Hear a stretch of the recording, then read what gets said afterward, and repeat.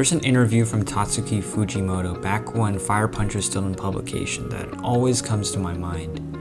And he's talking to the author of Blade of the Immortal, and he says, "I have your manga near my desk, and when I'm drawing manga, I usually look at them, but if I'm in a hurry, I don't have time to.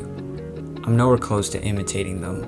If you have an elaborate pose, that alone makes an impact when you're reading, but it takes time with the sketches and everything, so I'm forced to give up. I really wish I could draw the snow with more detail too, but I don't have time. And I want to draw vapor coming out of the character's mouth when they talk, but when the deadline's in a day and it's like I'm gonna die, I end up thinking, never mind about drawing the vapor. It's awful. I hate how many compromises I have to make." And this interview sticks out to me because through every single line, it's obvious that there is this pervading sense of inadequacy. He's constantly asking Samura whether or not there is some innate talent that he had at birth, whether or not there's some secret to being good at drawing. Every single word he says, he appears to be trying to apologize for the state of the work he creates. And it's this feeling that I relate to the most in my life and my art, because with everything I do, there's this pervading feeling that maybe it never will be enough. Maybe you never can be as great as the people that you look up to. Maybe every single thing they do, you will merely be this cheap imitation that never truly reaches the same heights as them. Despite all the practice and all the time you spend, maybe you never will be as good as them. Maybe it's true that they were born with some talent that you just didn't have access to.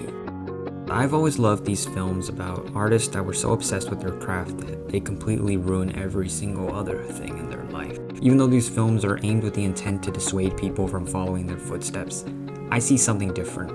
I see characters that believe in themselves to such a high degree, there's so much confidence, ego, and arrogance that they're able to weather any storm. Even when their lives are at stake in films like Uncut Gems, they are willing to do anything to bet on themselves. They are willing to sacrifice anything to bet on themselves. And it's this unapologetic confidence in themselves that I really envy, because I don't know how to achieve this level of belief that your skills are so great that no matter what, you will stand by yourself.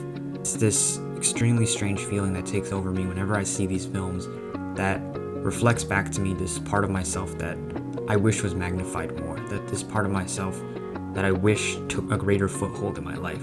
And when I reread this interview, it's always this reflection that shows its face again. I think a true measure of perfectionism is even when the entire world might say that your thing is perfect, you can still look at yourself and put your voice above everybody else's and stare at your work and say, no, it's not. There's more that I can do. And I think that Fujimoto and all of these people strive for perfection in their own ways, while Fujimoto sees it as a way to put down his work and have this strange humbleness towards all of his creations. Other characters see it as this reason that they are special, this thing that they have to strive for, that they are willing to sacrifice everything for. Although these two halves strive for the same thing, they both come out with drastically different results. In my own pursuit of perfection, I've realized that there's so much that I've thrown away. There's so many drawings, so many stories that I've never finished because they never were good enough for me. They never had what I was looking for. I think many times perfectionism often masquerades as procrastination because we want to put these things on such a high pedestal that we never are willing to sacrifice the quality of what we make. We never want to do anything to improve it, and for the longest time, I would rather have been nothing than be imperfect. But as more time goes on, I realize that I don't want to reach the end of my life and see that I created nothing perfect and nothing at all as a result. And now I realize that the desire to search for perfection is something that is this ephemeral outcome that can never really happen, because perfectionism doesn't really exist.